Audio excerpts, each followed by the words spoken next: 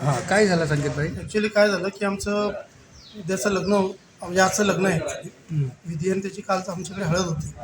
तर हळदीमध्ये आम्ही पराते म्हणून कॉन्ट्रॅक्टर आहे कल्याणचेच. त्यांना आम्ही जेवणाचा कार्यक्रम दिलेला होता, कॉन्ट्रॅक्ट दिलेला होता.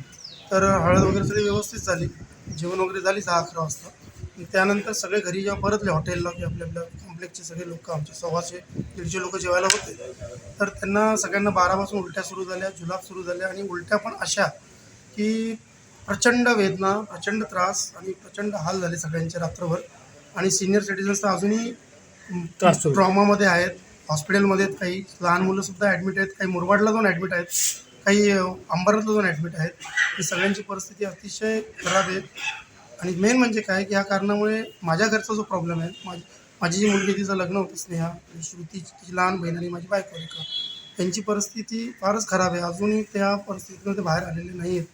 तिघांना लूज मोशन्स, रात्रभर सलाईनवर खरी सलाईन लावलेलं होतं त्यांना. डॉक्टरांना बोलून हॉस्पिटलला जाऊ शकत नव्हतं नवरी हळद लावल्यामुळे.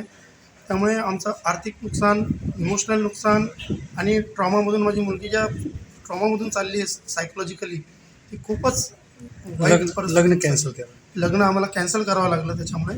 आणि आमचं नुकसान जवळजवळ 10-12 लाखाचं नुकसान झालेलं आहे. ठीक आहे. आता तुम्ही कारवाईची मागणी केली आहे तुम्ही. आम्ही जी एवढीच रिक्वेस्ट आहे की आम्ही पोलीस स्टेशनला आलेलो त्याच्या परातीवरती कॉन्ट्रॅक्ट राजविलास पराते जे आहेत कॉन्ट्रॅक्टर, त्यांच्यावरती कारवाई करण्यात येईल कॅटरवरती, ही आमची फार मागणी आहे मनापासून.